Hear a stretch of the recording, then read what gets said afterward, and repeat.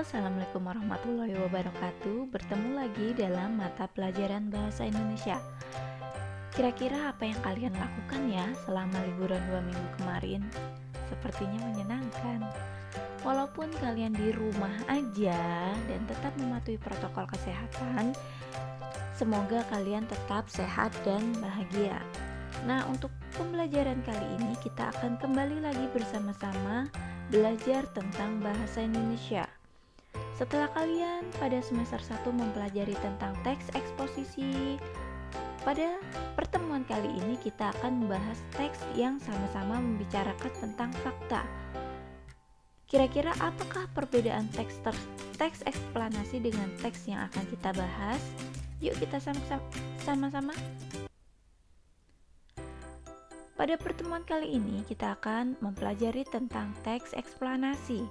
Penamaan teks eksplanasi berasal dari bahasa Inggris yang artinya to explain, yang artinya menjelaskan. Teks eksplanasi adalah teks yang menjelaskan tentang proses terjadinya suatu peristiwa atau proses terbentuknya suatu peristiwa atau fenomena alam maupun fenomena sosial. Contoh, terjadinya siang dan malam.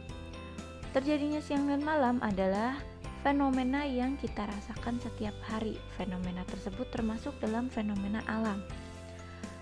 Mengapa teks eksplanasi dengan judul terjadinya siang dan malam dapat kita kategorikan sebagai judul yang tepat dalam teks eksplanasi? Sebelumnya yuk kita simak ciri-ciri dari teks eksplanasi. Yang pertama, dalam teks eksplanasi berisi penjelasan proses terjadinya sesuatu. Jadi, dalam teks eksplanasi harus memuat proses. Nah, proses ini menjawab pertanyaan bagaimana. Jadi, informasi yang dijabarkan dalam teks eksplanasi harus dijabarkan secara runtut dan sistematis. Karena apa? Karena teks tersebut membicarakan tentang proses. Yang kedua, memuat informasi berdasarkan fakta. Ini ya, jadi informasi yang ditampilkan dalam teks eksplanasi harus benar-benar terjadi dalam kehidupan nyata. Yang ketiga, informasi bersifat objektif. Objektif artinya informasi tersebut ditampilkan berdasarkan dari apa yang ada di lapangan, bukan dari sudut pandang penulis. Dan yang terakhir, terdapat hubungan sebab dan akibat. Contoh, karena adanya revolusi bumi, maka akan terjadi gerhana. Nah, itu merupakan suatu contoh sebab dan akibat. Setelah kita mempelajari teks eksplanasi, kita juga akan mempelajari bagaimana cara menentukan gagasan umum dalam teks eksplanasi. Gagasan umum adalah gagasan secara umum yang ada di teks tersebut. Nah, gagasan umum ini diperoleh dari gagasan-gagasan pokok yang terdapat dalam setiap paragraf. Dari gagasan pokok tersebut, maka kita baru bisa menggeneralisasikan gagasan-gagasan pokok tersebut dikerucutkan menjadi suatu gagasan yang dinamakan gagasan umum. Cara menentukan gagasan umum yang pertama, kalian harus membaca teks dengan cermat dan menyeluruh. Yang kedua, temukan kalimat utama. Nah, biasanya kalimat utama kita bisa peroleh dari ciri-ciri pengembangan paragraf. Ayo, apakah kalian masih ingat?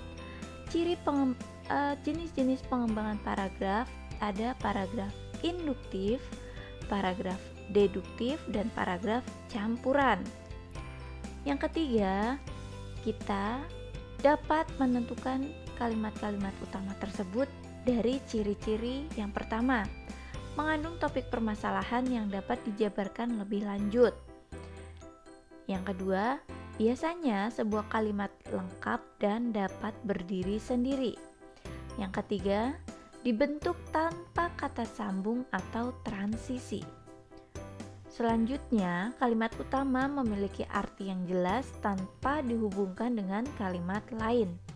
Jadi tanpa dihubungkan dengan kalimat lain, kalimat ini dapat berdiri sendiri.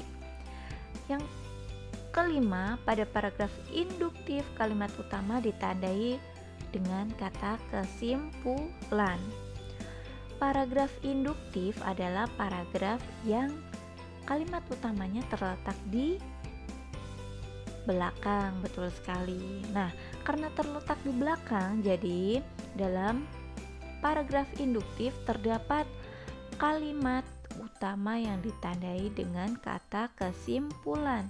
Contohnya, oleh karena itu, dengan demikian, oleh sebab itu.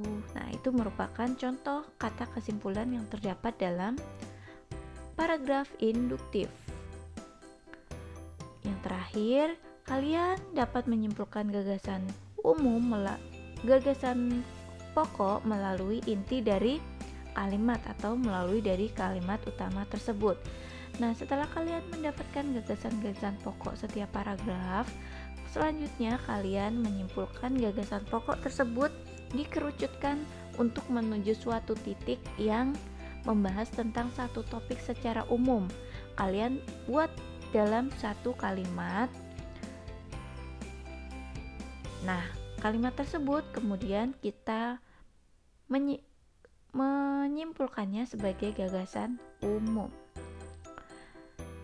Pada pertemuan kali ini, selain kita akan belajar tentang ciri dan cara menentukan gagasan umum, kita juga akan belajar mengenai bagaimana cara meringkas atau meresum isi dari teks eksplanasi. Yang pertama, kita harus membaca teks secara intensif. Jadi kita harus benar-benar membaca kata demi kata. Yang kedua, mencatat gagasan pokok setiap paragraf. Kita mencatat setiap gagasan pokok. Sama ya, hampir sama seperti kita mencari gagasan umum. Yang ketiga, menyimpulkan gagasan pokok setiap paragraf menjadi gagasan umum. Nah, setelah kalian bisa membuat atau menemukan gagasan umum, lalu kita akan menyusun gagasan umum menjadi sebuah paragraf. Jadi dalam satu kalimat gagasan umum tersebut kita jabarkan kembali. Nah, atau kalian boleh menyimpulkan gagasan-gagasan pokok tersebut disimpulkan menjadi beberapa bagian yang akan diwujudkan dalam beberapa kalimat di paragraf yang berisi gagasan umum. Nah, sekian. Setelah kita telah mempelajari pengertian, ciri, cara menentukan gagasan umum dan gagasan pokok, kita selanjutnya akan mempelajari tentang struktur teks eksplanasi. Stop. Tetapi kita akan pelajari pada pertemuan selanjutnya ya. Ada kutipan bagus dari salah satu sastrawan Indonesia, Pramudia Anantatur. Nah, Pramudia Anantatur adalah salah satu sastrawan atau penulis yang telah berhasil, bahkan novel-novelnya telah difilmkan oleh beberapa produser di Indonesia. Salah satunya adalah film mengenai bumi manusia. Nah, berikut kutipan terbaik dari Pramudia Anantatur.